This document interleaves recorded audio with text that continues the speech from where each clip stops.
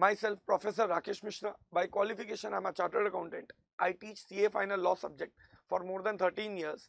I welcome you all to JK Shah classes. Today, I am going to discuss the RTP released by ICAI, which is applicable for November 22 examination. So now let's start with the discussion of RTP. So the revision test paper which is given by ICAI for November 22 examination, it contains two different parts. If you see part 1 says relevant amendments applicable for November 22 examination, and part 2 they have given some case scenario where they have done some discussion of MCQ and question answers. So I am going to discuss both for you people, but the first discussion will be related to relevant amendments applicable for November 22 examination. But if you will see, they have given amendments from 1st May 21 to 30th April 22. That means they have given you all amendment for 1 year. But friends, technically we have already discussed all the amendments up to 30th October. Up to 30th October 21 in the last YouTube video.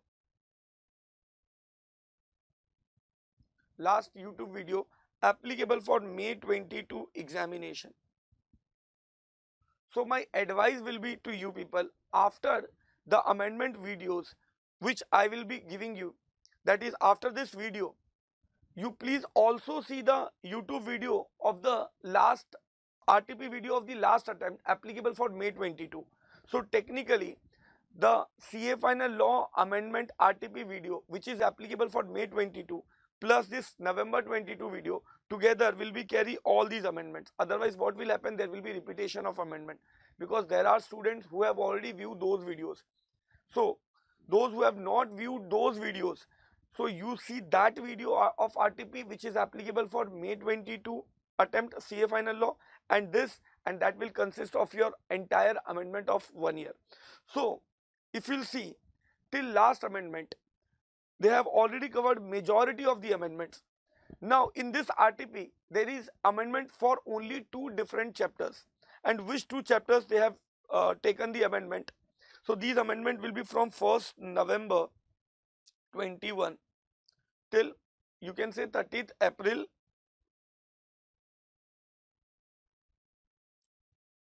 22, and this consists of amendment for 2 chapters.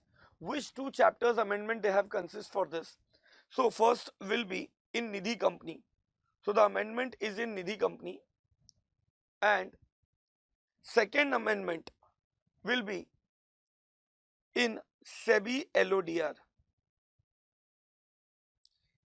Now except these 2 chapters, all other amendments given in this RTP is old amendment which is already been covered by me in the last YouTube video which is applicable for May 22 exam, which we have already uploaded on JKC channel for CA Final Law students.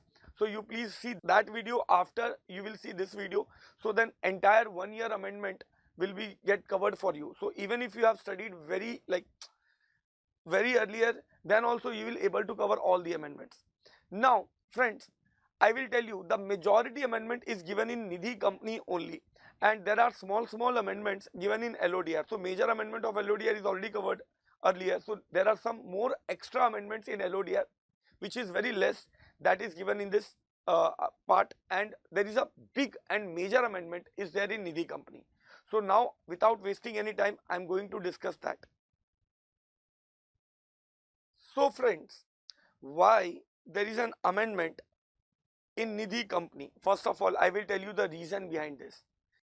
Central government has recently given Nidhi amendment rules.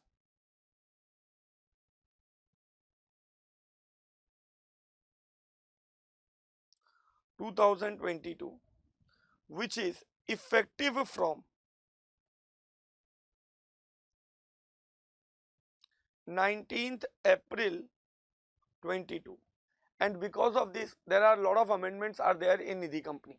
So now what I am going to do, see, I am going to tell you amendment from RTP, and I am also going to show you from our JKC textbook where that amendment is there. So what you can do, you can go in your JKC textbook and you can make the changes there itself. So you will not going to consume any extra time to complete all those work. So I would request you to have your JKC textbook along with this video so that you can keep on making those changes as and when I will be telling you to make the changes there. Now, so Nidhi Amendment Rules 2022, which is effective from 19th April 22. Because of that, what are the amendments are there? So first and very important amendment itself is not given in RTP, but I think those amendments you need to know. So what I am going to do, those amendments I have made a simplified write-up for you, and I will explain you from that write-up, and you don't have to write it. I am going to put it in the YouTube channel only. So now let us understand what is the first and the biggest amendment, which is not there in RTP but it is there in Nidhi rules. So according to me you should read it, and that I am going to discuss now. First, see, I'll tell you. So when this part, if you have not studied from me, there is a possibility that this hand notes is there. So you may have some different type of notes or something. So don't worry about that. This is not the amendment part. This is just a reference I am giving you. After that, everything I am going to give you the reference from JKC textbook, which will be there with you. So the first thing I am telling you is what? See, whenever a Nidhi company want to get registered, incorporate, what is the provision? So Nidhi company want to get incorporate, they have to fulfill certain conditions, and after fulfilling certain conditions, Nidhi company has to file NDH4. See, so after fulfilling certain conditions, Nidhi company has to file NDH4. So those conditions Nidhi company has to fulfill within 1 year from the date of incorporation. This is the old provision I am telling you, and then after I will be telling you the amendment. So what earlier used to happen, whenever the Nidhi company get registered, after getting registration, they have to fulfill certain conditions, and those conditions they have to fulfill in 1 year. And after fulfilling those conditions in 1 year, after that, they have to, after fulfilling those conditions in 1 year, they have to file NDH4 in next 60 days after the end of 1 year. And in that next 60 days, they will file in NDH4, that is a declaration that we have fulfilled all the conditions which is applicable to us, and in that 1 year. So this was the provision which we have already studied. Now the amendment is over here. Now what they are saying, what is the requirement for NDH4, that I am telling you. Listen. So now what is the provision? Please understand. Now the provision is, any company which is a Nidhi company and which get incorporated on or after 19th April 22, they have to file NDH4 in a different way and in a different time limit. So now let me bring two provisions together. See, before 19th April 22, as per older provision, what is the provision? That any Nidhi company get registered, then from that registration within 1 year they have to fulfill certain conditions related to net own fund, paid up capital, etc, etc, etc, and those conditions they have to fulfill within 1 year or extended time given by the regional director. And after satisfying those conditions, from the end of that 1 year or extended time, from that period, in next 60 days, they have to do what? They have to file NDH4 giving declaration that they have fulfilled those conditions. Now any company which has been incorporated before 19th April 22, they have to anyway fulfill those conditions now also. But if the company is registering on or after 19th April 22, they have to fulfill these conditions which I am going to teach you now. Now friends, if in exam the question will come, you have to see two things. Number one, when the company has been registered. If the company has been registered before 19th April 22, in that situation you have to fulfill the provision which you have already studied, that is from incorporation within 1 year or extended time, then plus 60 days they have to file what? NDH4. So all that things you have to write. But if the company has been registered on or after 19th April 22, then in exam you have to write the provisions for filing NDH4 as per the new law, that is as per the amendment rules which I am going to teach you now. So I will be telling you two things. One, from straight away from the Nidhi Amendment Rules Gadget and also the write-up. So you will be understanding in parity. Now please understand what is the provision. So any company which is a Nidhi company get registered. Any company which is a Nidhi company get registered. So after incorporation in next 120 days. So can I say they have brought some simplification now in the law? This is now we will not going to see 1 year, then 60 days, then extension, this, that, no, nothing. Once the Nidhi company get registered, so from that registration date, in next 120 days, they have to file NDH4. So now they have changed the time limit for filing NDH4. So what is the first thing now we have studied is that whenever the Nidhi company will get incorporate, from that day in next 120 days they have to file NDH4, and this NDH4 they will file to whom? They will file it to central government, and this when they will file NDH4 to central government, they have to give certain declaration along with the application of NDH4. What declaration? First, they have to fulfill certain conditions. What conditions they have to fulfill? Number one, now they shall have at least 200 members. So number one, they shall have at least 200 members. Earlier also the provision was same, but then few things will always remain same only. So this is now they should have at least 200 members, and they should also have net own fund of 20 lakhs. So these are the two conditions they have to fulfill. First of all, what? They should have at least 200 members and their net own fund, NOF stands for net own fund, should be 20 lakhs. So earlier this value was different, now they have amended. So that part also I will discuss separately. So they have to fulfill two conditions in this 120 days only, that is the membership should be at least 200 and net own fund should be at least 20 lakhs. And not only that, along with that they have to give declaration regarding what?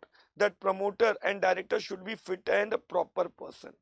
That means not anyone and everyone can become promoter and director of Nidhi company.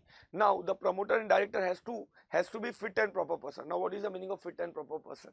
Not that the person is doing exercise. Fit and proper person means they have to fulfill certain conditions to become promoter and director. So if they will not satisfy those conditions, then they cannot become promoter and director in the Nidhi company which is getting registered on or after 19th April 22. Now those conditions first I will show you from the main official gadget released by central government, and then I will be showing you from the write-up which I have written for you in a simple way. So what is the meaning of fit and proper person? So now please understand. This is what is the meaning of fit and proper person. This is a gadget copy released by central government. So any person, any promoter director want to become promoter and director in a Nidhi company which is getting registered, incorporated on or after 19th April 22, they have to be a fit and proper person. Now what is the meaning of fit and proper person? So that person should have integrity and honesty. So this is a moral point, that the person should be honest enough. Then the second condition they are saying that those persons should not be disqualified. So those directors and promoters should not be disqualified. Now when they will be disqualified? Number one, when there is some criminal complaint going against them, then they will be disqualified. So if any criminal complaint is pending against them, then they will be disqualified. Number two, if any charge sheet has been filed against them by some enforcement agency regarding matter concerning for economic offences and which is pending, then also they will be treated as disqualified. For example, can I say friends, have you heard about enforcement directorate? Nowadays lot of people heard about enforcement directorate. So let's say when ED filed charge sheet, so under some economic offences, for example Prevention of Money Laundering Act, then in that situation such person cannot become promoter director. If it will be, then that Nidhi company will not be able to get itself registered, incorporated. So to put it in a simple language, I'll give you some examples so that you will understand this. For example, a lot of cases are going against a lot of ministers, let's say P. Chidambaram. Now under Prevention of Money Laundering Act, So let's say cases are going against P. Chidambaram under Prevention of Money Laundering Act, and against that Enforcement Directorate ED has filed a charge sheet.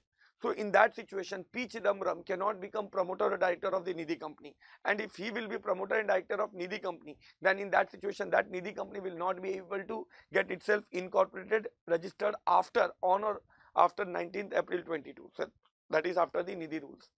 So this is the second point. Third point, there shall not be any restraint order, debarment order by any regulatory authority under company law, financial law, security law. To put it in a simple language, he should not be debarred by the security market regulatory. For example, you must have heard about Ketan Parekh, Harshad Mehta, recently Kishore Biani, Anil Ambani. You can say they have been debarred by the security market. So let's say if they are debarred by the security market, and if they are the promoter and director of your company, then you are not eligible to get your Nidhi company as to get registered as a Nidhi company. So can I say they shall not be debarred by the security market? Third condition. Fourth condition, they shall not be convicted under moral turpitude. I have already told you, in case of Durga Devi Singh, this is any act against honesty or modesty will be treated as moral turpitude.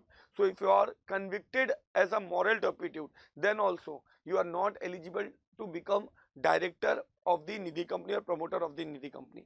Then he shall not be declared as insolvent. He shall not be declared as unsound mind.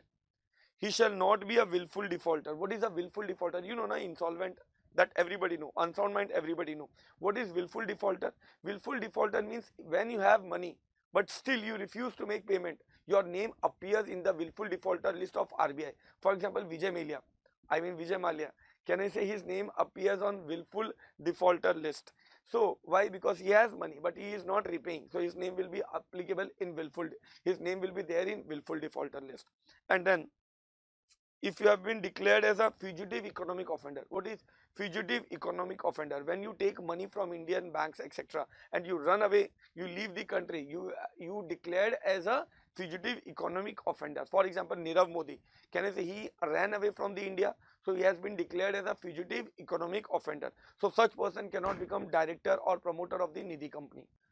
Then such person is a director in 5 or more Nidhi companies. To put it in simple language, can I say, if you are already director in 5 Nidhi companies, if you are already director in 5 Nidhi companies, then you cannot become director in the 6th Nidhi company. Now somebody will say, sir, but we have studied the limit that the person can become director in 20 companies in Companies Act. Correct, that provision is still there, but as far as Nidhi company is concerned, can I say I can become director in only 5 Nidhi companies? Rest 15 companies can be some other company but not the Nidhi company. So even today I can become director in 20 companies, but out of that it can be maximum 5 Nidhi company. So let's say if somebody is already director in 5 Nidhi company, then in that situation he cannot become director in the new Nidhi company which is getting registered on or after 19th April. Now same way, a person can become promoter in maximum 3 Nidhi company. So if you are already promoter in 3 Nidhi company, you cannot become promoter in the 4th Nidhi company. So these are some conditions a person has to fulfill to become promoter and director in the Nidhi company. Now this is the provision I have shown you from the gadget, official gadget. Now I will be showing you from my notes. When a person will be treated as fit and proper person. So when a person will be treated as fit and proper person to become director and promoter in the Nidhi company. So first of all, he shall have integrity and honesty. Number 2, he shall not incur any disqualification. So when he will be disqualified? So when any criminal complaint is pending against him, or any charge sheet is filed by Enforcement Directorate under economic offences, for example money laundering, etc., any charge sheet has been filed. Charge sheet, like, and after FIR registered, the next step they do investigation, they file charge sheet.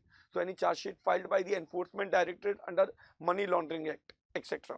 Then if he is debarred by the regulatory authority under security law, etc. So for example, Ketan Parekh, Harshad Mehta, then Kishore Biani, Anil Ambani, they have been debarred to access security market. So in that situation also, such person cannot become promoter director of the Nidhi company. Then next point, can I say he has been convicted under moral turpitude? convicted means declared guilty. Then he has been declared as insolvent. Then he has been declared as a unsound mind. Then he has been declared as a willful defaulter. I have already told you. He has been declared as a fugitive offender. Then if he is already director in 5 or more companies, he cannot become director in the new Nidhi company which is getting incorporated after the amendment rules. Same way, if he is already promoter in 3 or more companies, he cannot become promoter in the new Nidhi company which is given in amendment rules. I mean, which is incorporating after the insertion of amendment rules. Now friends, these are the conditions. If you read 2-3 times, I am sure you will able to remember these provisions. The only request is that no need to write this. I am going to upload this notes along with this YouTube video, so don't invest your time in writing these things. Now, so I have already explained you 3 things. Number 1, when the Nidhi company get registered, can I say he has to, when the Nidhi company get incorporated, he has to file NDH4 within 120 days to central government. When he will file NDH4 within 120 days to central government, along with filing that NDH4, they have to fulfill some conditions in those 120 days. And what are the conditions they have to fulfill in those 120 days? Number 1, company shall have at least 200 members. Number 2, company shall have net owned fund of at least 20 lakhs. Number 3, company has to give declaration that promoter and director of the Nidhi company is a fit and proper person. Now, what is the meaning of fit and proper person? Just now I told you that person, against that person charge sheet should not be pending, or that against that person he should not be insolvent, then moral turpitude, etc, etc, all those conditions they have to fulfill. After you have filed application to central government, what is the next step central government has to do? Central government has to give reply within 45 days. That means, can I say, let's say I have been incorporated as a Nidhi company. Now from here in next 120 days I have to file NDH4, and from there in next 45 days central government has to reply. So this is a very good thing, that now there is a condition on central government also. Central government has to reply within how many days? Within 45 days. So within 45 days they can either accept the application or reject the application. So let's say I am the central government, Nidhi company has filed an application to me. Now from here in next 45 days I have to reply to the Nidhi company. So now I can either accept the application, that means that Nidhi company will get registered, like all that procedure has been complied with, or I will reject the application. I will say that no, I am not going to register you, so I will reject the application. So I can do both the things. But what if central government does not give any reply within 45 days? So if there is a no communication, what I am saying, if there is a no communication in that situation, now this is, it will be deemed to be approval, deemed to be approved. Why? Because this is to avoid a negligent attitude of central government also. So central government can say yes or no, but they have to say something. Let's say in 45 days central government does not give any reply. So now that Nidhi company will be deemed to be registered. Now they don't have to wait for the reply of the central government. They can act as a Nidhi company. Fine. So they will be deemed to be approved. Now this is also I will show you from the gadget. Now what they are saying, that central government has to convey its decision within 45 days to the company of that filing NDH4, have to convey their decision, and within that period, if no decision is taken, fine, if no decision is not taken in that situation, if no decision is taken, then in that case it will be deemed to be approved. So these things you have to understand. Now after that they have given a new point. What are the new points they have given? Please understand. Once the central government has given the approval, they have to issue notification in the official gazette that the Nidhi company has been declared as a Nidhi company. So can I say, to put it in a simple language, once the Nidhi company get approval from the central government within 45 days, after that what the next step central government will do? Central government will issue a notification in the official gazette, and then they will say that now the Nidhi company has been brought into picture. So they will give this recognition through notification in the official gazette. So this is also I have written in my write-up. See, after satisfying above condition, as complied, CG shall what? Declare it as a Nidhi company. And how they will declare it as a Nidhi company? So they will declare this by issuing notification in the official gazette. Now one important point I am going to tell you. What is that? What is that? Please understand. After that, you know that every company has to file in form INC 20A under section 10A. I don't know whether you remember that, but you have studied this in a inter CA level. So I will just tell you that briefing of that provision and then I will tell you this point. So please see this point.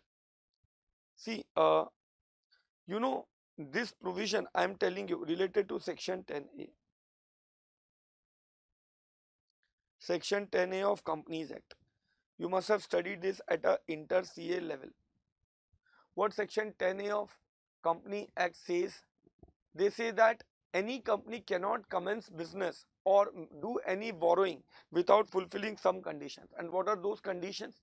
So condition number 1, once you get incorporated, so from the date of incorporation in next 30 days, what I am telling you, from the date of incorporation in next 30 days, you have to do the physical verification of registered office. Fine. So whether there is a physical registered office and whether the physical verification has been already done after establishment of the registered office, that you have to do within 30 days, and from incorporation only in next 180 days. What I am telling you, from incorporation only in next 180 days you have to file in form INC 20A, and in that form what you file, you say that whatever the subscriber of the memorandum, they have already given the money for the shares they have subscribed and they have taken the shares. So that you have to tell it within 180 days from the incorporation. So this provision is there for other companies also, and this provision is there for Nidhi company also. But for Nidhi company there is one extra condition is there. What is that extra condition? Nidhi company has to say that we have already filed within 120 days with central government in NDH 4. So to put it in a simple language, now what a Nidhi company has to do?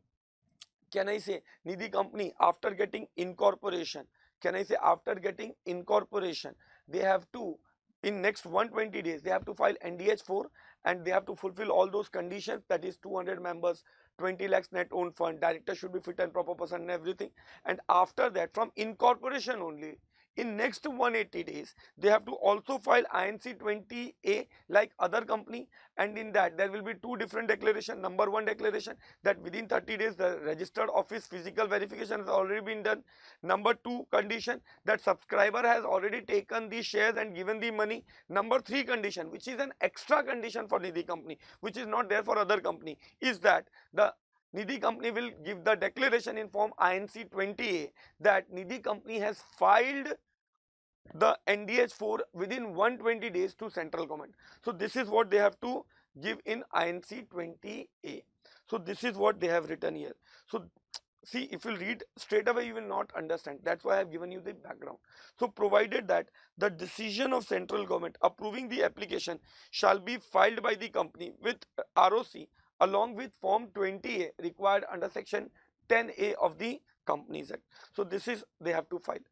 Now what is the next point they are saying? The next point they are saying that if you does not fulfill those conditions, in that case you cannot file SH7 and pass 3. That means, can I say, if you does not file NDH 4 within 120 days, then you will not be able to file SH7 and pass 3. SH7 is for alteration of capital, pass 3 is for return of allotment. Now friends, can I say technically that means you will not able to issue shares. That means you will not be able to make any person a new person as a member of your company. That means you will not able to take deposits and give loan to any new person. So technically you will not be able to conduct business only. So these points I have already taught you when I taught you Nidhi company. So I am not going to elaborate much, but I have just gave you the reference that if you will not fulfill the above conditions of NDH 4, then in that situation you will not be able to what? You will not be able to file SH7 and pass 3. That means you will not be able to carry business. Now friends, as I told you, though they have not given in RTP, but they have incorporated Nidhi rules in your exam. So definitely this rules is also applicable for your exam and you have to study this. That's why I have taken this much time and explained you everything. Now what I will do, I will conclude this from my notes so that you will understand it nicely. After that there are some small amendments are there for Nidhi rules which will finish. So what I have told you, see here. Now let us put everything in nutshell. So next point is what? After approval in the official gazette, after approval in the official gazette by central government, the same should be filed with ROC. What I am telling you, after approval by the central government in the official gazette, the same should be filed to ROC in which form? In form INC 20A, and that requirement is given in section 10A that we have already studied. And if the company fails to fulfill the above condition, then company will not be allowed to file what?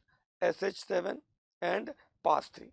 So now I will conclude the entire provision of this, and now you see, you will understand everything. See, if any company get registered before 19th April 22, so they will going to follow the older provision which we have already studied. What is the older provision? That once the Nidhi company get registered, from that in next 1 year they have to fulfill certain conditions, and after that from the end of that 1 year or extended time, in next 60 days they have to file NDH4. Now if the company get incorporated on or after 19th April 22, that is after the insertion of Nidhi Amendment Rules 22, in that situation, that Nidhi company from the date of incorporation, in next 120 days, in next how many days? 120 days, they will file NDH4 to central government. And in NDH4, they have to fulfill certain conditions. What are the conditions they have to fulfill? They have to ensure that the company should have at least 200 members. Number 2, the company's net own fund should be at least 20 lakhs. Number 3, company's promoter and director should be fit and proper person. Now, what is the meaning of fit and proper person? So, there are a lot of conditions I have taught you, that criminal complaint shall not be filed against that person, charge sheet shall not be pending against that person should not be unsound mind, insolvent. So all those conditions they have to fulfill. And after that, from the once the central government has received the application, in next 45 days, the central government will either accept the application or reject the application. So if they don't accept the or reject the application within 45 days, that means if they don't do any communication, then the registration will be deemed to be approved. So Nidhi company will be deemed to be approved. Then after that condition have been satisfied, like central government has given the approval to the Nidhi company, after that they will issue in the official gazette and declare that company as a Nidhi company. And after that they are saying that they have to comply the provisions of section 10A. Section 10A, what they say is that they have to fulfill the conditions of physical, by the way, that physical verification you have to do for the registered office within 30 days. That condition is given in other section, but you have to do all those things. The reference is given in section 10A, just for the reference I am telling you. So Nidhi company has to fulfill the condition of section 10A. What section 10A says, that physical verification should be done within 30 days and subscriber should take the shares and give money within 180 days, and that they have to file in INC 20A in 180 days. And along with that, the extra thing Nidhi company has to do is that they have to give declaration in INC 20A that they have fulfilled the conditions and they have filed the NDH4 in 120 days to central government. And if Nidhi company does not do all those conditions within the given time, in that case Nidhi company, after the expiry of time, like will not be able to file SH7 and pass 3. That means they will not be able to allot shares to the members, I mean to any outsiders. That means they will not be able to give loan or take deposits from the outsiders. So this is the provision which we have already completed.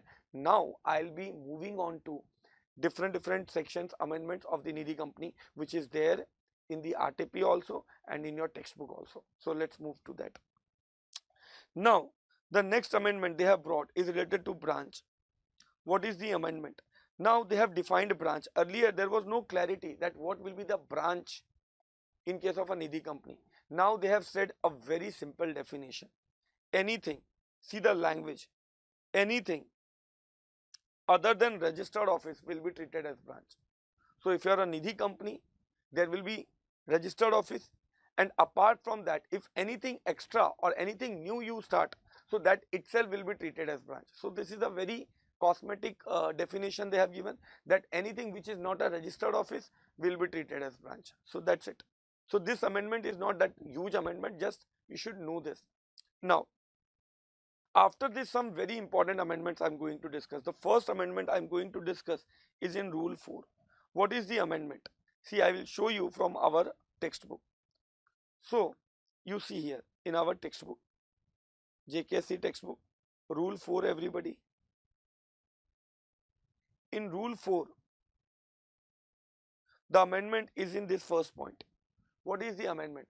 Earlier, any company which want to get registered as a Nidhi company, they should have minimum paid up equity capital of 5 lakhs. Now they have brought this amendment, and now any company want to become Nidhi company, they should have paid up capital of 10 lakhs. So any company which is getting registered on or after 19th April 22, that is after insertion of Nidhi rules 22, those companies should have minimum paid up share capital 10 lakhs, at least 10 lakhs. Now the question is, friends, can I say, what about the company which is already registered? Do they have to increase the minimum paid up share capital requirement? I mean paid up share capital requirement. So answer is yes. Even their paid up equity capital should be at least 10 lakhs, but that should be done within 18 months. So to put it in simple language, can I say, any company which is registered after 19th April 22, they should have from day one itself, I mean they should have from beginning only 10 lakhs rupees as a minimum paid up equity capital. But any company which is already registered before this date, that is old company, so their paid up capital, if it is 5 lakhs, then they have to bring it up to 10 lakhs. But that 10 lakhs they have to bring it within 18 months. 18 months from where? Obviously from 19th April 22. I hope it is clear everybody. I hope it is clear. And what I want you to make these changes in your textbook along with me. So after every amendment you pause the video and you make the amendment in your textbook. I hope that is clear. Now, what is the next amendment? So this amendment, Rule 4, we have completed. Rule 5 is like nothing much. They says that after new companies, you see this provision of this rule, I mean Rule 5, this rule, this is the provision of this rule shall not be applicable for the new company on or after registered on or after Nidhi rules. That means those company which is getting registered after which date? Those company which is getting registered after 19th April 22. For those companies, can I say the earlier, I mean for them there are new conditions now. So the older condition given in Rule 5 is not applicable to them. For them there is a new condition, that is their paid up capital should be 10 lakhs, members should be 200. So those new conditions will be applicable to them. So don't put much effort for this, not that very crucial. I am moving on to the new rule which is crucial and you have to pay attention. What is that? Rule 6. So come in your textbook in Rule 6. Here, what Rule 6 says, friends, please understand. If you see your rules, in that they have said that no Nidhi shall, means Nidhi company cannot conduct certain business. Which business Nidhi company cannot conduct? So they cannot carry on business of chit fund, hire purchase, they cannot issue preference shares, they cannot open current account, etc., etc. In that, the amendment is in point D. What is the amendment?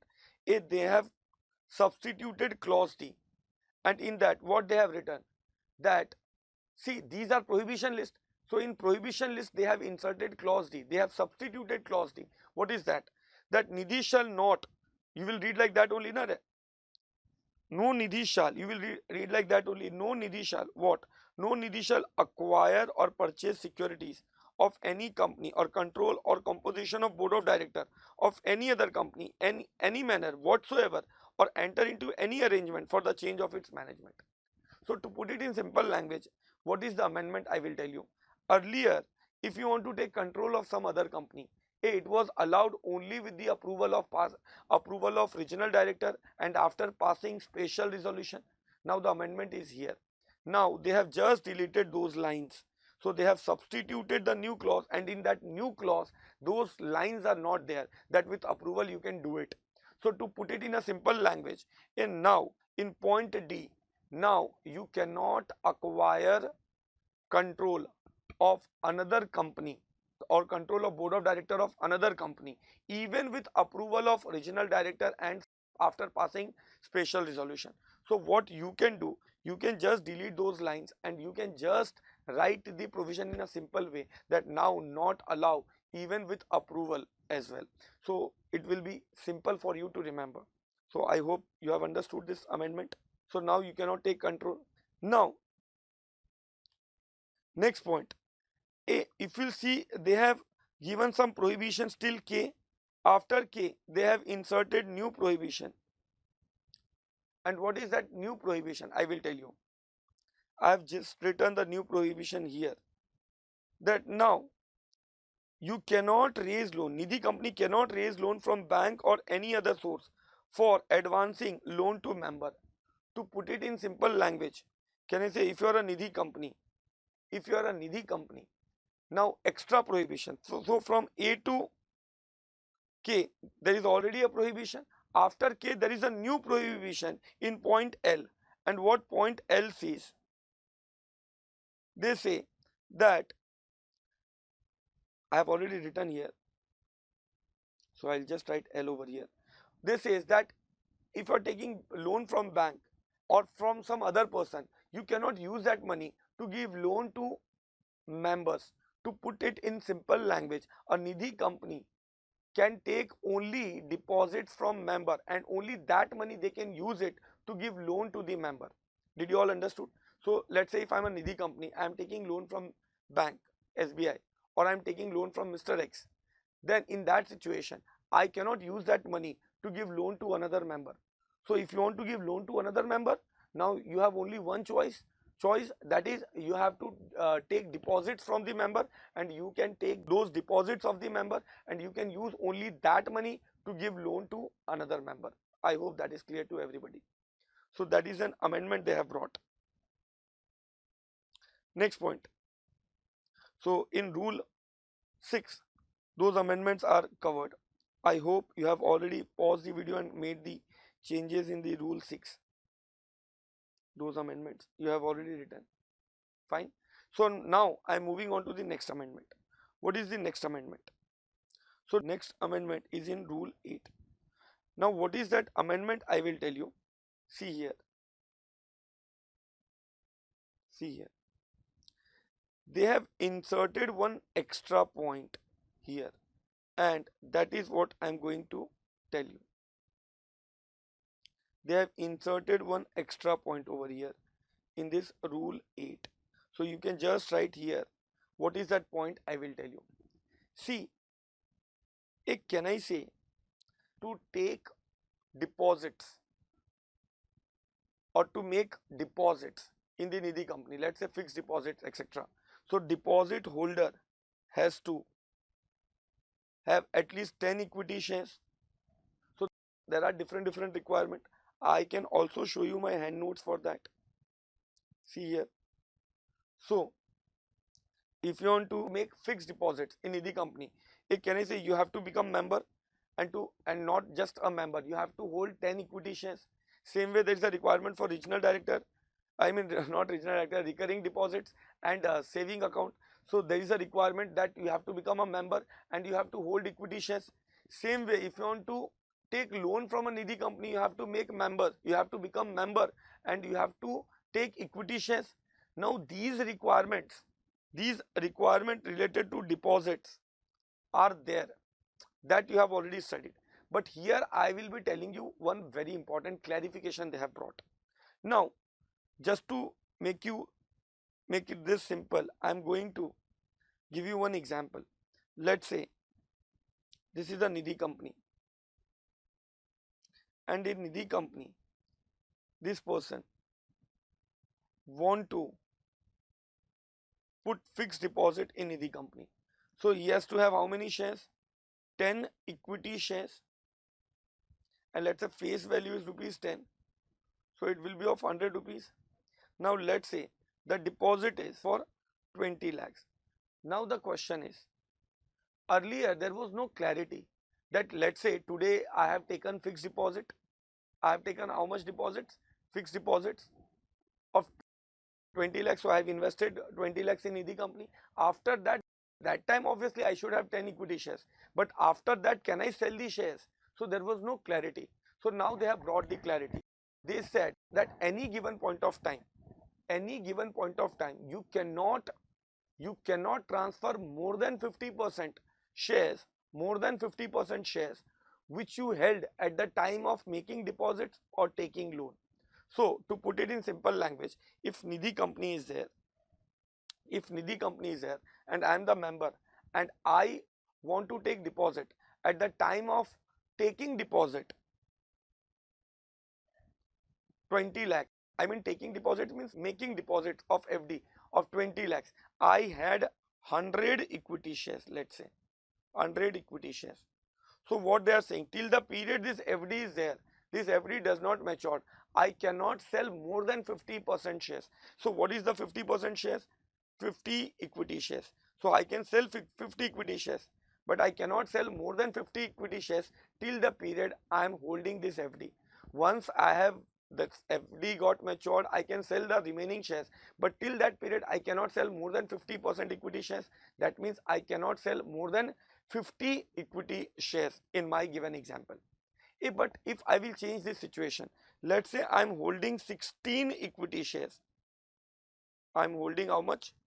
I am holding 16 equity shares.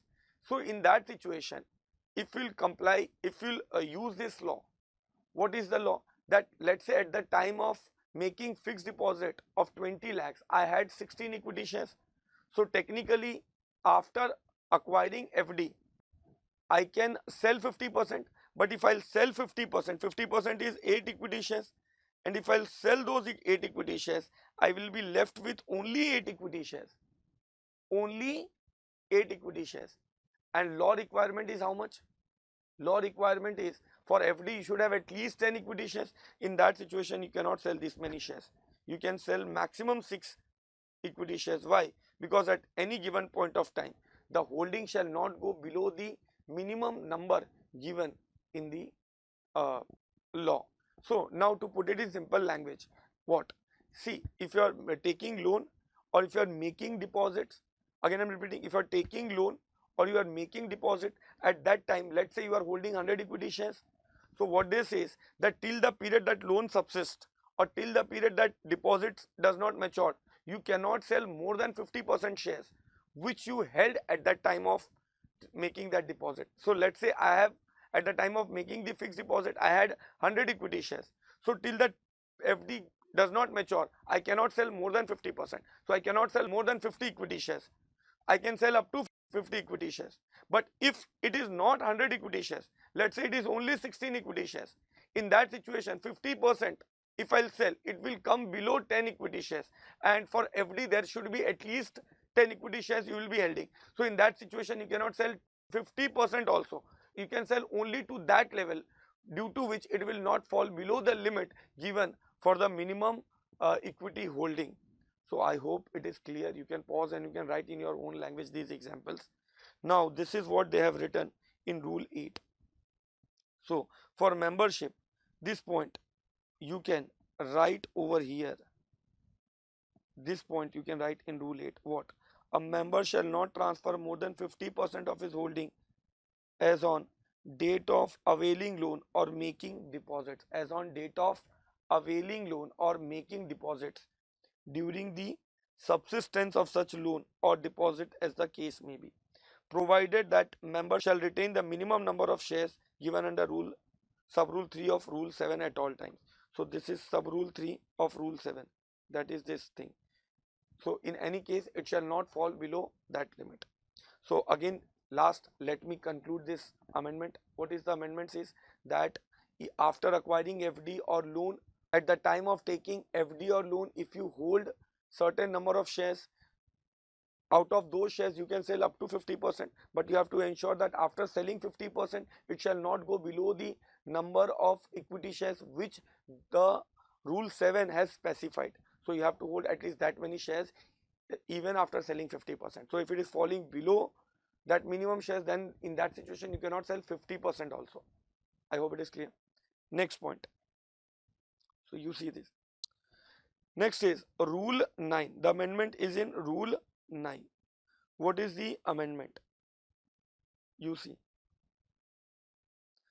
The amendment is related to net own fund. Earlier the net own fund was 10 lakhs. Now they have amended for 20 lakhs. And that is the same thing we have written when I was teaching you conditions for registration. That any company want to become Nidhi company. So that company shall have net own fund 20 lakhs. So can I say now any company which want to get registered on or after 19th April 22, that company should have at least 20 lakhs as their net own fund. Now the question is, what about the company which is already registered? That is, what about the company which is there in the old act, earlier company? So for an existing company, this is they have to comply this rule in 18 months. So those company has to make the limit of 20 lakhs as their net own fund in 18 months. From which date? From 19th April 22. So any company which is registered after 19th April, so they have to have net own fund from beginning 20 lakhs. Those company which has registered before 19th April, so from 19th April 22 in next 18 months, if their net own fund is only 10 lakhs or less than 20 lakhs, so they have to bring it up to 20 lakhs in 18 months. I hope it is clear. So this point also we have completed point 7. This is the same thing they have given over here. Then in Rule 17, a very small amendment they have inserted. What amendment they have inserted? In Rule 14. Rule 14 says what? Rule 14 talks about unencumbered term deposit. In that, you know, you want to withdraw an amount which fall below the limit of term deposit. In that case, you have to take regional director approval. Now, those regional director approval, they have inserted just one line. What they have written? That to take the approval of the regional director, you have to make an application in form NDS2 along with the fees given in these rules. So nothing much important. You have to just write after this point. Which point? That if you are taking the approval of RD, you will take the approval of RD by making an application, and you will take approval of RD by making an application in form NDS2. Along with that, you will give fees as prescribed in rules. So this is something you can just say that they have just inserted form number over here. That's it. So you can just pause the video and write this also in your notes. There only. Fine. Now, next amendment. Next amendment they have brought in Rule 15. What is that amendment? See here, Rule 15. Earlier there was a provision, even now that provision is there, that Nidhi company shall give loan only to members. Now, there was not a clarity regarding what if there is a joint holding. Like let's say there is a Nidhi company in which me and my wife both are the member. So whether we both are eligible to take loan. So now they have clarified. Answer is no.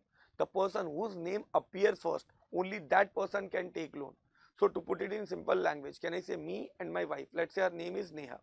So me and Neha, we both are holding shares in Nidhi company, but this is held in joint name. So my name is there and Neha name is there, but Neha's name is appearing first. So Neha name is there at number 1 and my name is there at number 2. So in this situation, who can avail loan? Neha can only avail loan. I cannot avail loan. Why? Because my name appear at number 2. So that is what this is. When shares are held jointly, in that case, when shares are held jointly, then in that case, whose name appear first can only take loan. So the person who is a joint holder, but his name is second or subsequent, that person cannot take loan. So this is what they have written. Provided that in case of joint shareholders, the loan shall be provided to the members whose name appear first in the register of member. Fine. Now, the next amendment they have brought in Rule 18. Rule 18 talks about dividend. Earlier, if you want to give dividend more than 20%, so there was a condition that to give dividend more than 25%, I mean to give dividend more than 25%, you have to take regional director approval. Not only that, you have to fulfill certain condition like you have to transfer to general reserve, these, that, blah, blah, blah, blah, blah. Now they have brought an amendment. This is now you cannot give dividend more than 25%. That means this entire thing got deleted, not even with regional director approval. So now to put it in simple language, now what is the maximum dividend Nidhi company can give is 25%. Sir, what if they want to give more than 25%? Not allowed. Sir, can they give dividend more than 25% with regional director now? Not allowed. That means those conditions was there that for giving dividend more than 25% you have to fulfill those conditions, and now those conditions are irrelevant because now giving more than 25% is not allowed even with regional director approval. So you can just pause the video and write it down. I hope it is clear.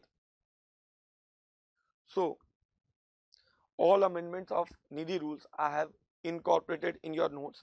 Now I will just clarify quickly all the amendments except the registration thing, because that amendment we have already discussed in detail. So rest all amendment we will just glance quickly. Now what is the minimum paid up equity capital should be there? 10 lakhs for new company, and for existing company it should be within 18 months they shall bring it to 10 lakhs, I mean minimum equity share capital. Then the next is, can I say, you cannot take loan from bank to give loan to members. You have to take it from members only deposits, and you can give loan that money only as a loan to the other members. Then now you cannot take control of another company even with regional director approval. Then next point is, can I say, if you are holding certain amount of shares at the time of taking deposits or giving loan, you cannot sell more than 50%. Then your net own fund should be at least 20 lakhs, and for a new company and for existing company it should be brought up to 20 lakhs in 18 months. So these most of amendments we have already completed. Now we will be moving on to the next amendment of SEBI LODR. Now we are moving on to the next chapter, SEBI LODR amendments. See, all the amendments related to SEBI LODR we have already covered in the last YouTube video, which was applicable for May 22 exam. So only 2 new amendments have been incorporated then after, and I am going to discuss those 2 new amendments. So let us see this. See, first amendment is in audit committee. Now this amendment is not something really very important or relevant also. See, how many independent directors should be there in audit committee? Earlier we used to read it 2/3. Now obviously we used to read 2/3. It was just not just 2/3. We used to think like it should be at least 2/3, but the word at least was not mentioned over there. So ICI has just made it complete, and they have just added the word at least near 2/3. So technically there is no changes in the thinking process, so you don't have to worry much. Just write at least word nearby that. So in your textbook come to audit committee point, and there in point 2 where it is written and 2/3 of members of the audit committee shall be independent. Now what you will say, at least 2/3 of the members of the audit committee shall be independent.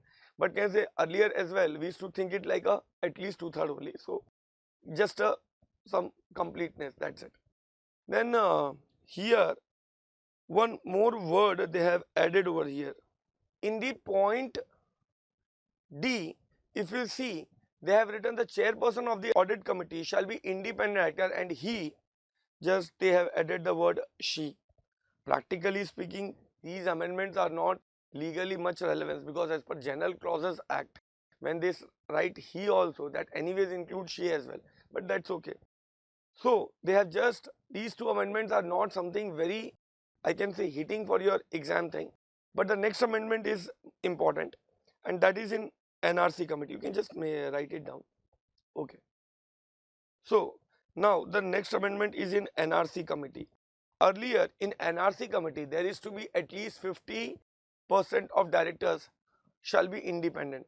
For audit committee it was at least 2/3, and for NRC committee it was at least 50%. But for now also NRC committee they have changed it to 2/3. So now can I say, in audit committee as well as in NRC committee, how many independent directors should be there?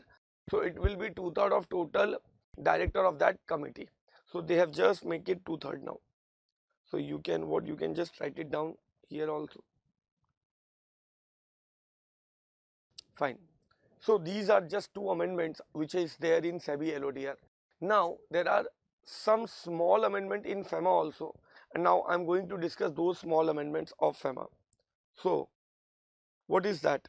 Look here, the amendment is in external commercial borrowing. So in ECB, what is the amendment? Earlier, when you used to take benchmark rate, for taking benchmark rate, you used to take LIBOR, correct? But now they have increased the flexibility over here. Now this is like apart from LIBOR also, you can take any other benchmark rate also. For example, what earlier used to have, like for example, I am giving you, let's say you are borrowing from Europe also, then also for you the benchmark rate used to be LIBOR rate only. But now government want more flexibility. So government says that no, not necessary now. Now you can take LIBOR rate, but you can take any other rate also, any other rate. For example, let's say I am taking now loan from Europe, so I can take Euribor as the reference rate. So can I say now I have a more flexibility, I can take other countries' rate as well. So let's say if I am borrowing from X country, can I say I can take interbank rate of that X country as well. So now it is not necessary that always I have to take LIBOR rate as the benchmark rate. So now this is what they have written, that the benchmark rate, earlier it used to be FCY denominated ECB, it used to be LIBOR rate. Now it is LIBOR or any other interbank interest rate. And there they have given example also, that let's say if you are borrowing from Europe, you can take even Euribor rate also. Fine. So this was one amendment they have brought. So in ECB, earlier when I used to teach you, I used to tell you that benchmark rate is LIBOR, used to be the benchmark rate for FCY denominated ECB. Now it is LIBOR or any other country's benchmark rate. So any other country's interbank interest rate can also be the benchmark rate now. So to put it in a simple language, can I say now you have a choice? You can take either LIBOR rate, or let's say if you are taking loan from any other country, you can take interbank interest rate of that particular country as the benchmark rate. But now due to this there is a problem. What is the problem? Now can I say, like LIBOR, interest rate of different countries can be different. So earlier all in cost, when I used to teach, I used to tell you what it was I am saying, because now it is amended, it was benchmark rate. That is, in earlier days it was LIBOR plus 4.5%. For normal FCY it was LIBOR plus 4.5%, or we can say 450 basis point. Now they have amended this, because now along with LIBOR they says you can take any other country's interbank interest rate also. So we can call it as alternative reference rate. So some any other countries where I am borrowing, there they may have some different reference rate. So I am taking that. So now they have increased it to 500 basis point. So to put it in a simple language, can I say now they have increased it. Now they have increased it by 50 basis point or 0.5%. So now can I say if I am taking new FCY denominated ECB, what I can do, I can pay interest as a benchmark rate, and in the benchmark rate it can be LIBOR rate or any other country's interbank interest rate. We can call it as alternative reference rate, and plus whatever the rate is there, plus I can add 5% in that. How much percent I can add? 5%, that is 500 basis point. So now let's say the LIBOR rate is 7%. So I can pay interest up to 12%, that is 7 plus 5%. Earlier it was 7 plus 4.5, now it is 7 plus 5. So technically they have increased it by 50 basis point, or we can call it as 0.5%. I hope it is clear. And now instead of taking LIBOR also, I can also take any other reference rate. For example, I am taking from Europe, so I want benchmark rate as Euribor, and let's say Euribor rate is whatever, let's say take 6%. So I can take 6% plus 5%, like that I can take. So now there are two amendments back to back. I taught you first amendment, instead of LIBOR, now I can take LIBOR or any other country's reference rate. For example, Euribor plus earlier it was 4.5%, which are now increased to 5%, or we can say earlier it was 450%, now they have increased it by 50 basis point, that is now they have increased it to 5%. So this is the first amendment. Second amendment, for trade credits, earlier the limit was 2.5%, now that is benchmark rate plus 2.5%. So there also they have increased it to, for trade credit, they have increased it to benchmark rate plus not 250 basis point, now it is 300 basis point, or you can say in a simple language, now it is 3%. How much it is? 3%. Fine. So at both places, at trade credit it was benchmark rate plus 2.5, they make it 3%, and at other denominated ECB, FCI denominated ECB, it was benchmark rate plus 4%, now they have made it benchmark rate plus 5%, and for benchmark rate also they have extended the canvas, like now the earlier the benchmark rate was only LIBOR, now it is LIBOR or any other alternative reference rate or different countries from where I am borrowing. Now there is a possibility, now this you can call it as a transitional provision. So this rate 5%, that is 500 basis point, is for new borrowings. But what about the borrowings which is already there? So it is a transition. So you want to change your LIBOR to any other reference rate. That means I want to change LIBOR to Euribor or LIBOR as a benchmark to any other country's reference rate. Means, can I say I want to switch my ECB and instead of LIBOR I want to go for some other benchmark rate, Euribor or any other country's alternative reference rate, interbank reference rate.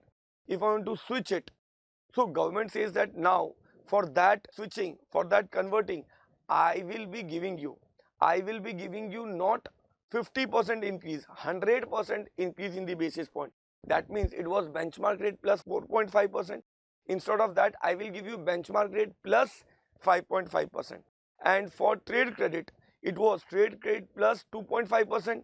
Now I will give you trade credit plus 3.5%. So that is the amendment they have given. But this I would say not very crucial. But yes, they can ask you in MCQ that for existing ECB, if they want to make the transition from LIBOR to any other reference rate, then in that case what will be the benchmark rate? So it will be benchmark plus not 4.5%, it is benchmark plus 5.5%, and for trade credit it is not 2.5%, it is trade credit plus 3.5%. So can I say for new loan, the increase has been by 0.5% or 50 basis point, and for existing loan which is already there before amendment, for that it is not 50 basis point or not 0.5%, it is 1%, that is 100 basis point. So this is the amendments they have brought. So if you have revised ECB, this will be very easy for you to understand. If not, then first revise ECB and see this point. So see, I have already discussed all amendments which was there after your May attempt, that is a recent last 6 months amendment. Those amendments I have already discussed, that is onward from November 21. Now there are certain question answers and MCQs are given in your RTP. I will be going to discuss that also. First I will be discussing question answers and then after I will be discussing MCQ. Okay, so now let us discuss descriptive question. In that first question 16 I am going to discuss. See what I will suggest you, I will give you the quick glimpse of the question. You read it and then once you understand it and then you read it and it will be done. So first question I will discuss is, let's read it. ABC Limited is a wholly owned government company. So it's a government company which has failed to file financial statement for the financial year 18-19, 19-20 and 2021 with ROC. However, the annual return for the financial year 18-19 and 19-20 have been filed by the company. The company appointed Mr. Pratham as its non-executive director with effect from 1st May 2021. In the meantime, Mr. Pratham received an offer for directorship of AK Limited in the month of September 21, which he is willing to accept. Referring to the provisions of Companies Act 2013, examine whether the Mr. Pratham is qualified to be appointed as director in the company? First of all, let us identify from which section this question belongs to. So this question is from section 164(2). I hope you remember the provision of this section. What section 164(2) says?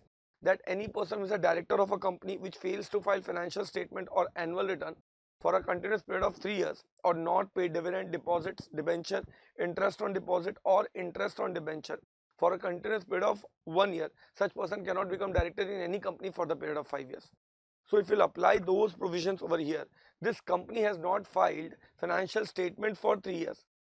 But I'll tell you one thing, there are some exceptions to this provision. For example, 164(2) is not applicable to the government company.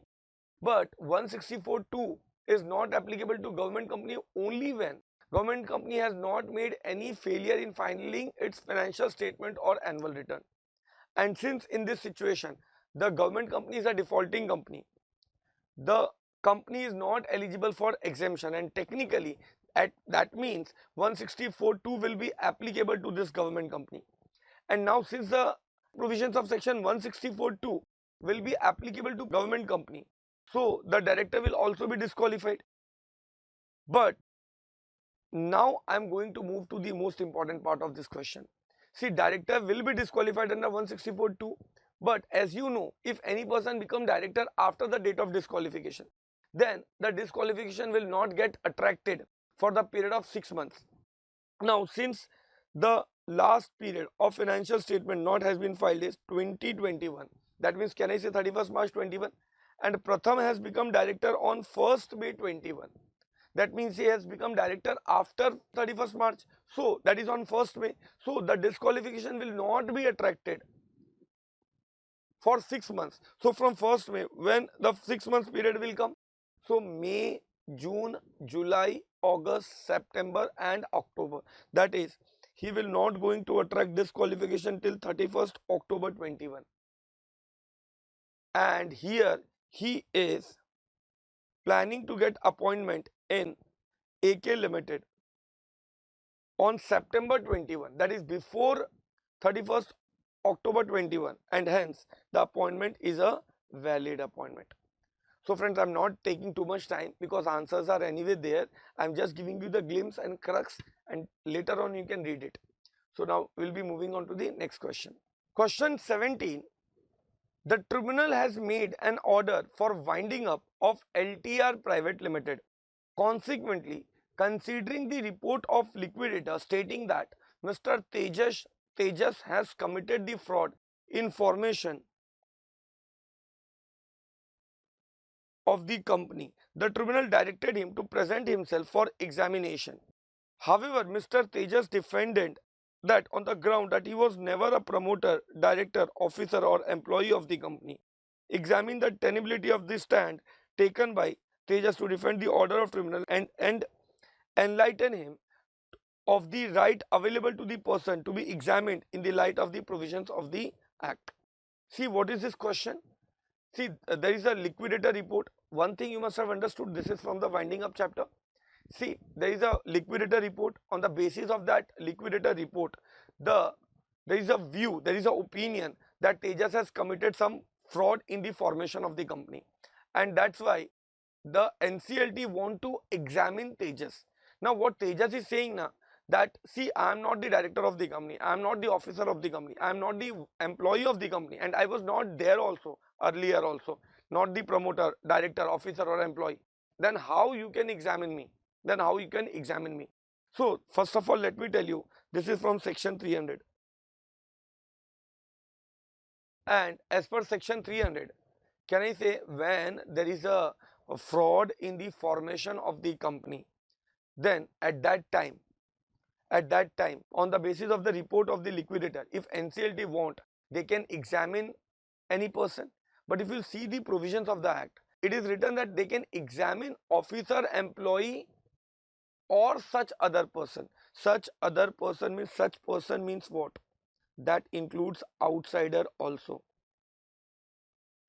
To put it in simple language, can I say it includes any person, everybody? So can I say if there is a fraud in formation, and if there is a report of liquidator and NCLT is of the opinion that some person has engaged in it, then NCLT can call that person to examine, even if that person is not what? That person is not employee, officer or promoter of the company. So in this situation, though the Tejas is not employee officer, but there is a report, and in that report the liquidator has mentioned his name. So NCLT has a power to examine Tejas also, even if he is outsider, even if he is not an employee. So here the contention of Tejas is invalid. NCLT can examine him. However, you can add some extra point in the answer, is that Tejas can obtain report. For that he has to meet the cost of the report, he has to meet it from his own pocket. Then he can also take legal representative along with him when he is going to meet NCLT, and in that situation he can take legal representative as CA, or he can take CS or any advocate as his legal representative, and for that obviously the cost will be met by him only. So these extra points you can add, so you can read it answer from our suggested also. So let us start with question 18. Question 18 is actually based on resolution. So let us read it. I have already written some hint point nearby the answer. Maharaja Limited proposed to appoint Mr. Mantri as its managing director for a period of 5 years with effect from 1st May 22. Mr. Mantri fulfill all the conditions under Schedule 5. The terms of appointment salary is 1 lakh per month. Commission is decided by the BOD, perquisites, free housing, medical reimbursement up to 10,000 per month, leave travel concession for the family, club membership, personal accident insurance, gratuity. You are the secretary of the company, you are required to draft resolution. So resolution you have already studied at different level, at final, at inter level. The only thing is that whenever any resolution will come in exam, you have to have that format and then you have to write the provisions of the law. So here you will be writing section 197 and schedule 5 provision, and you will complete the resolution. What I'll suggest you, solution is already there in the suggested. You read it, and in exam, if let's say it is from some other question, what you have to do, you have to just change the provisions, and as per new provisions, and rest all things will more or less will remain same. So this is nothing to explain much. These two things you can just pause the video and write it down. Now I'll be moving on to the next question. Question 19. Charming Limited, a listed company, has constituted NRC, which was consist of 5 members. The chairman of the committee is an independent director and 3 directors are the members. Besides, the chairman of the company, who is whole-time director, has also adopted as a member of the committee based on the given information of the provisions of LODR. Examine compliance requirement of the composition of the NRC. What are the composition of the NRC? So can I say there has to be at least 3 members. All members shall be non-executive director. Then at least 2/3 should be the independent director as per amendment now. 2/3 should be at least independent director. And then this is that the chairman of the company, whether executive or non-executive, can become the member of NRC, but obviously he cannot become chairman of the NRC. So if you are the chairman of the company, you can become member in the NRC, whether you are executive or non-executive director, but you cannot become chairman of the NRC. These provisions you can read it. This also there in our notes. I have just repeated for you because these are the plain provisions. Second is, what is the quorum for the meeting? So can I say 1/3 of total directors of the NRC, or 2 directors, whichever is higher. So 1/3 of total director or 2 director, whichever is higher. But in that, can I say there has to be at least 1 independent director. So can I say this is the quorum. So I think you know this, you have already revised this. So now we'll be moving on to the next question. Question 23. What is this question? Mr. Manoj transfer the proceeds of crime to his son abroad, a contracting state. His son then converted the proceeds of crime into immovable property in his name. If that property would have been situated in India, it would have been liable for confiscation. Will Manoj succeed in escaping the investigation proceedings and the property situated abroad not being subject to confiscation? Explain the provisions of the PMLA. See, I tell you, this is from section 57 and section 60 of Prevention of Money Laundering Act. So can I say under section 57 and 60, if we'll make the common understanding of these two sections, what is the provision? Can I say if you are doing any offense of schedule ABC in India and you are sending proceeds of crime outside India, or you are attempt to transfer, or you are doing any corresponding offences which is similar to schedule ABC offences of PMLA in India, and you are transferring proceeds of crime in India. So if you are transferring proceeds of crime in India, then these are covered over here. Now in this situation, what they are saying, that Manoj has transferred proceeds of crime to his son. Fine. So in this situation, is it covered? Yes, it is covered under PMLA. Now in this situation, what will happen? Since the proceeds of crime is in foreign country, now how the entire act will be done? So can I say, when special court is satisfied, that is, the special court is of the opinion that if such thing, any asset is a part of proceeds of crime, in that case what special court can do? Special court will send letter of request. Special court will send letter of request to whom? So special court will send letter of request to, a contracting state, any competent authority of the contracting state. So in this situation, can I say special court will send letter of request to competent authority of that contracting state where Manoj has transferred the proceeds of crime, and special court can request what? They can request to examine the person, they can request to provide information, and they can request to confiscate the asset. So all this power is there with the special court. So in this question, they have asked you whether the Manoj will succeed in escaping his investigation proceeding. So you have to write an answer. No, Manoj will not going to succeed in escaping the confiscation. The property will be liable to confiscation after following these given ways. So I hope it is clear. You can just read it once. We'll move to the next question. Answer the following in the light of Arbitration and Conciliation Act 1996. How important are the ideas of independence and impartiality in the arbitration? In below context, is the arbitrator required to disclose anything to the parties? Yes. If they have any relation with the parties or their lawyers which can affect their independence and impartiality. For example, can I say if the arbitrator is ex-employee or he was a legal advisor. So like this, anything which can affect his independence or impartiality, in that situation he has to disclose that. So answer is yes. Second is membership of same sports club as one of the parties problematic. So you can write two things. Either you can write no, it is too remote, or you can straight away write no, it will not going to affect the impartiality. I mean, it will not going to affect the independence. Why? Because just having the member from the same sports club will not going to create any biasness. Second, B point, you can write that in this situation, can I say it will not going to affect the independence. So you can write that it will not affect the independence. Next, if you see, can an arbitrator resign on their own account? Answer is yes.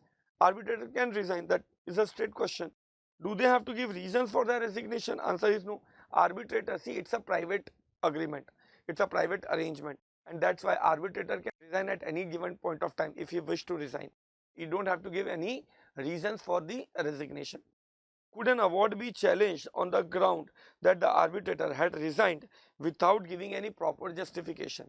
So now please understand, can I say there are several grounds. For example, if notice is not served to the party, or if there was a biasness, a person can appeal, but he cannot appeal on the ground where the arbitrator has resigned without giving proper reason. So in this situation, you can write what? You can write no, the challenge cannot be made on the ground that arbitrator has resigned without giving appropriate reason. So this is completed. Now I will be going on to the next question. Question 25. B Pharma Limited is a company registered in India for last 5 years. Since last 2 financial year, it has not been carrying on any business or operation and has not filed financial statement and annual return, saying that it has not made any significant accounting transactions during last 2 financial year. Considering the current situation, directors of the company is contemplating to apply ROC to obtain status of dormant company or inactive company. Whether B Pharma Limited is eligible to apply to ROC to obtain dormant status. So in section 455, can say dormant, we have studied that is the company has not filed financial statement, annual return for last 2 years, in that situation, can I say it fall in the definition of, in the scope of inactive company? So in this situation it is inactive company, and hence it is eligible to file what? It is eligible to file for the dormant status. So in this type of question, what you can do, you can just write first of all what is the meaning of when the company can be treated as inactive company, and then you can say in the given situation, since it is falling in that scope and hence it can apply for to get the dormant status. So you can write that. In the second situation, they are saying what will be your answer if B Pharma Limited is continuing the payment of fees of ROC and payment of rental for the office or for records, for maintaining accounting records for last 2 financial year. If you know, while learning this, we have studied that to get dormant status, you should not have any significant accounting transactions. Now, when you learn significant accounting transactions point, then can I say payment of fees is not treated as significant accounting transactions, or paying fees for the office to maintain accounting records etc. will not be treated as significant accounting transaction. So now put it in a simple language, can I say to get the dormant status, you should not have significant accounting transaction, and paying fees and paying rental to maintain accounting records is not treated as significant accounting transaction, and hence in this situation, even in second situation, B Pharma is eligible for apply to get the status. So for that section 455 provision here you will be applicable. So that's it. Now we'll be moving on to the next question. Question 20. What question 20 says? S&M Private Limited, classified as a small enterprise, a corporate debtor, has made an application to the NCLT, that is adjudicating authority, for initiating PPIRP. So that this concept is from pre-packaged insolvency resolution process, that is PPIRP. The requirement for filing an application being satisfied, the adjudicating authority by an order has admitted the application commencing PPIRP, referring to the provisions of IBC. Explain. Now can I say they have already clarified us that this question is from PPIRP. Now they have given some situation, we have to answer that. So an external agency of which an approval would be sought to base resolution plan prior to making application to the NCLT. So can I say whose approval we need to make the base resolution plan? So can I say we need approval of financial creditor before approving the, for the base resolution plan. So can I say in the first point you can say we need approval of financial creditor. So I hope it is clear. Second point, circumstances causing invitation for submission of resolution plan. So can I say when we will going to invite the new resolution plan?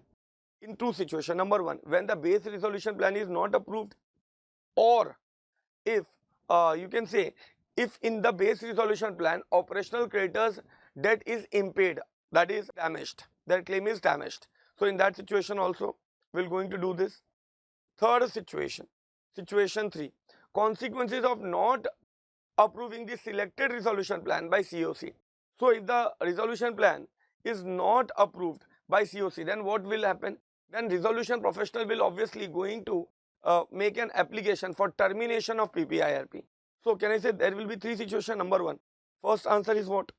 Whose approval you need for base resolution plan? Prior approval, financial creditor. Second, can I say when you are going to invite for the submission of new resolution plan? Number 1, when base resolution plan is not approved, or in the base resolution plan the debt of the operational creditor has been impaired, that is damaged. And third situation, they are saying what if the resolution plan is not approved by COC, committee of creditor? In that situation, resolution professional will going to invite a new resolution plan. So I hope it is clear. So now I'll be moving on to the next question. Question 21. EDC Computers Limited received an advance payment for export of high-tech hardware to a business concern in Abu Dhabi by entering into an export agreement to supply the hardware within 14 months from the date of receipt of advance payment. Examine the following provisions under FEMA 99 and decide whether it is permissible to receive advance payment in above scenario. See, first of all, you know that this provision is from export section 7. So in that and the relevant rules will be applicable over here. Now under export concept, what we have studied, that can I say we have studied that we can ask for the advance payment, but when we are taking an advance payment, the shipment has to be done within 12 months. Fine. Number one thing which you have to specify. Then there is a maximum interest rate what you can pay at the time after due to taking the on that advance payment, that also you have to specify. So first we have to specify that when you take advance payment, usually you have to do the shipment within 1 year. Second thing, you have to say how much maximum interest you can pay on that advance payment. Third thing, you have to say all the documents related to that export has to be routed through authorized person. So now these three things you have to specify. And then in this situation, see, they are saying within 14 months. But since this 14 months is already mentioned in the export agreement, so can I say it is an exception. So usually you have to, from the advance payment, you have to do shipment within 1 year. But in this given situation, the export agreement itself says that the export can be done within 14 months. Export agreement itself says that it can be done within 14 months. Now since the agreement itself says this fall under exception. So can I say in this situation, this act is permitted. So what you will conclude and answer that EDC Computer Hardware Limited is permitted to do export of high-tech hardware to business concern in Abu Dhabi for that supply of hardware within 14 months after complying the above condition. So this you have to specify. Now we'll be moving on to the next question. Question 22. Healthcare Foundation has submitted an application of the central government for granting prior permission for receipt of foreign contribution. The value of such foreign contribution on the date of final disposal of the application is 3 crore. Referring to the above provisions and relevant rules of the Foreign Contribution Regulation Act 2010, advise the following. Can the permission receiving the foreign contribution of 3 crore in installment be granted by the central government? First of all, this question is from FCRA, Foreign Contribution Regulation Act. So this question is from Foreign Contribution Regulation Act, and in this there is a new rule, Rule 9A amendment. What it says, this rule says that if you want to receive beyond 1 crore, what? You want to receive foreign contribution beyond 1 crore. So you can receive foreign contribution beyond 1 crore in installments. So can I say in installments you can receive foreign contribution beyond 1 crore. So in this situation, can I say I have to receive 3 crore. So it is more than 1 crore, so I can receive in installment. So this is permitted. Now second thing, what this is, compliance requirement for obtaining the installment if answer of 1 is affirmative. So it is permitted, but in that situation for new installment, can I say you can take new installment only when you give proof that old installments at least 75% has been utilized. So can I say if I am receiving in tranches, I am receiving in installment. So before taking new installment, I have to give proof that last installments or old installments, how much? 75% I have used. So this much you have to specify over there. So question answers we have duly completed. Now friends, see, I am going to discuss case study scenario. The thing is that before doing that MCQ, I want you to read this case law.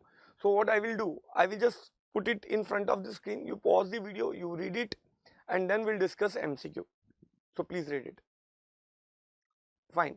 Now again pause the video, read this part, then we'll start with MCQ. Fine. Now let us start. See what they are saying. Based on the above scenario, answer the following questions. Miss Nimmi, a resolution professional, want to convey COC meeting, state the requirement for valid holding of meeting of the creditors.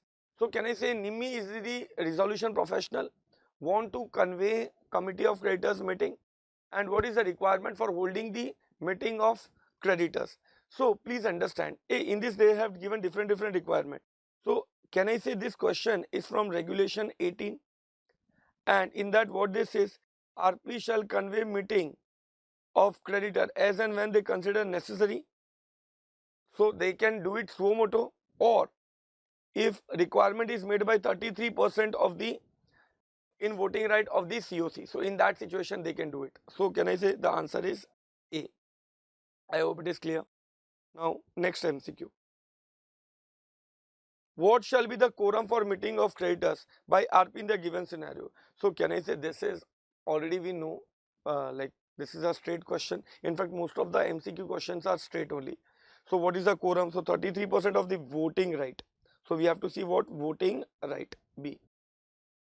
Now next MCQ. Who act as a chairman of the COC?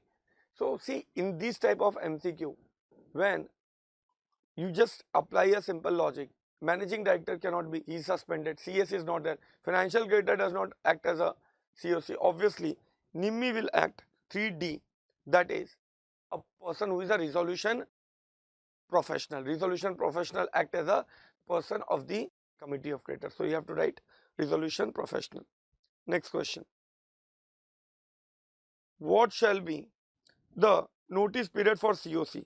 A COC notice period is minimum 5 days, and in case of urgent necessity, it should be at least 24 hours. So in this case, at least 5 days is already given. So we'll just write 5 days, 4B, because there is no other time limit. Fine. So 5 days. Now that is 4B. Now next MCQ. For conduct of COC, who among the following shall be served notice? See, technically if we'll see what they say, can I say member of COC including their authorized person, the suspended VOD partners, operational creditors whose aggregate value is at least 10%. But can I say if such type of things are not given, then you have to see what is more appropriate which you can write. So out of these 4, member of COC including authorized, member of BOD, operational creditor, FC and OC. Can I say the voting power is actually given to member of COC only, including authorized? So if we'll see out of this 4, the most appropriate is 5A. So we'll write 5A. I hope it is clear. Now I'll be moving on to the next case scenario. I want you to read the case scenario and then we can forward with the MCQs. So please pause the video and read this case scenario. Fine.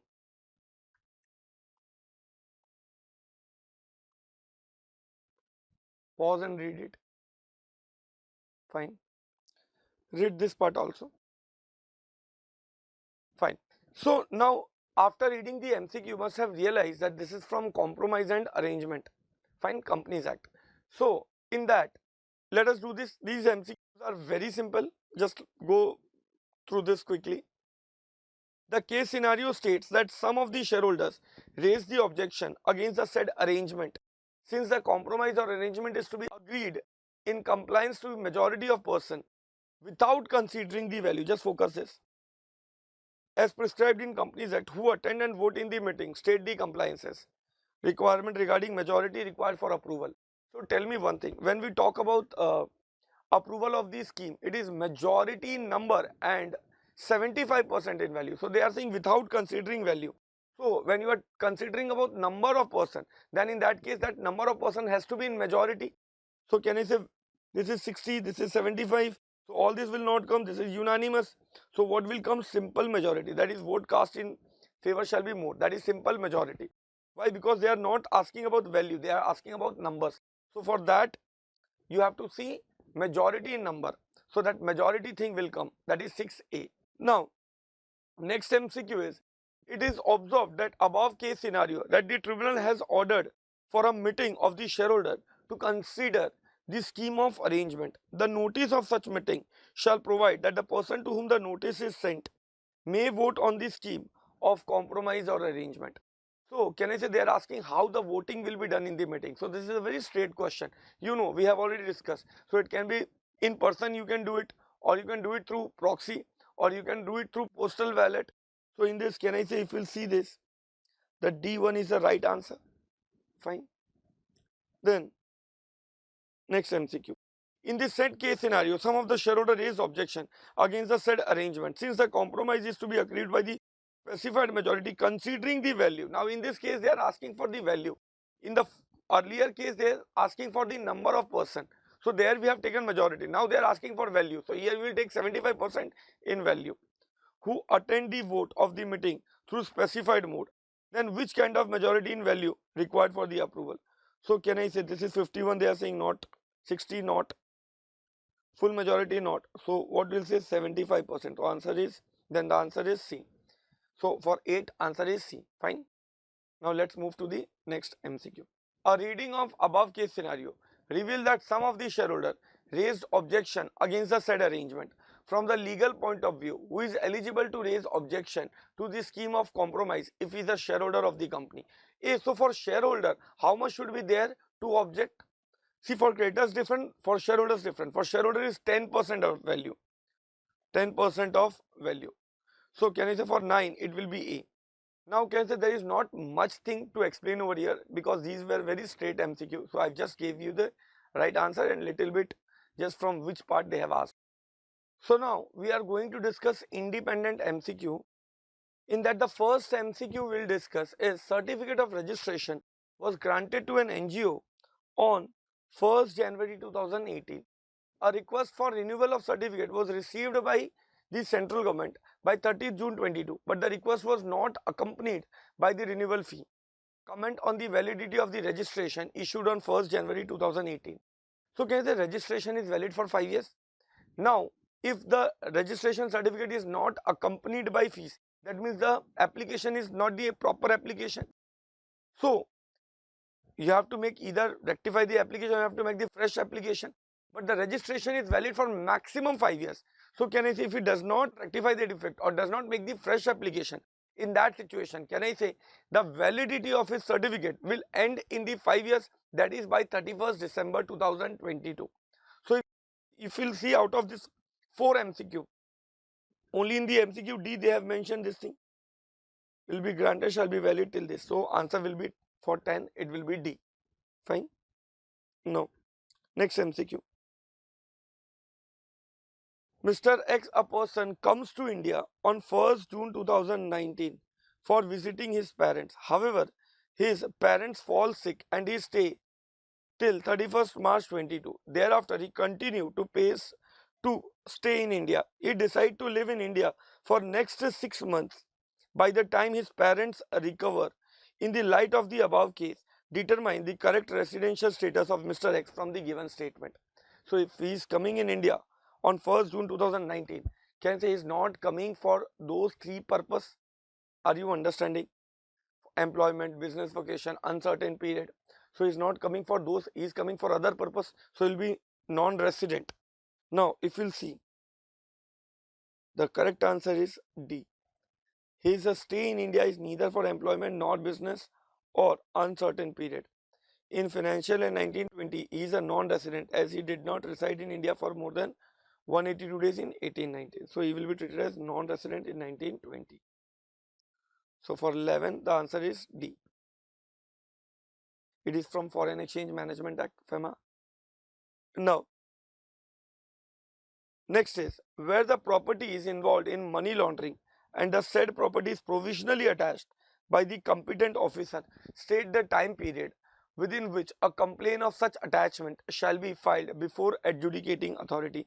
So, can I say if you remember on that chart for money laundering we have discussed there, what we have discussed that after the attachment, within how much time it shall be sent to the adjudicating authority. So, it shall be sent within 30 days from such attachment. So, for 12 answer is A. It's a straight MCQ. Next, state the primary legislation among the following that deals with alternate method of dispute resolution. So, can you say they are talking about legislation, law. So, here for the law, the reference they have given is A only. So, for 13 it will be Code of Civil Procedure. They governs with the provisions. So, 13A. Now, let's move to the next MCQ. 14. Now, under the gap of cement business, some of the directors of Royal Cement Limited, a company incorporated in year 2001 and having its factory at Rohtak and Bhiwani, were involved in several illegal activities. In such situation, the receipt of report on the ROC of inspector under section 208 or in public interest or on department of the central or state government. So they have already written 3 situations under which the CG may assign investigation to SFIO. In addition to the above base, there is one more basis which may prompt CG to assign the investigation to SFIO. So 3 situations they have already said. Now they are saying what is the 4th option in which they can assign to SFIO. So can you say that is a special resolution? So that is because 3 situations they have already said. So which will be the 4th in which CG can assign the case to SFIO? So it is special resolution. This question is from the investigation chapter of company law. So for 14, answer will be B, because in B only they are saying special resolution. Next is, due to non-compliance of certain requirements under Companies Act 2013, not amounting to fraud, Shikha Supermarket Limited was required to state its financial statement for the financial year 17-18. During the current year, after the financial statement were restated, it was found that Mr. Kumar, the managing director of that period, who is now retired, was paid access to the extent of 5 lakhs in the given situation. Choose the correct option out of those given below, which indicate whether such excess remuneration paid to ex-director Kumar is recoverable. So can I say, if there is a restatement and because of the restatement you come to know that you have paid more fees to the managing director, can you recover it? If he was MD but now he is no more MD, obviously we can recover. See, if there is a restatement and because of that any fraud has been conducted, and then due to that if you are recovering the money, so can I say even if that person is not there in as a MD, but since he has received due to fraud only, so and here the situation is what? The situation is there is a restatement. So it is not the normal situation. There is a restatement of the financial year and thereafter it came to know. So it can be recovered. So if you will see here, the answer will be B. Excess remuneration of 5 lakhs paid to Mr. Kumar shall be recovered irrespective of his retirement from the company.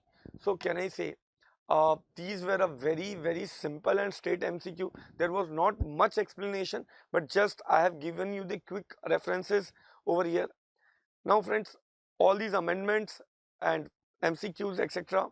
all I have already discussed. If you need more clarification on it, you can message on JKC helpline also, and I'll be answering you that as well. So that's all in this video. I hope it is helpful to you. God bless you. All the best. Study well. Thank you very much.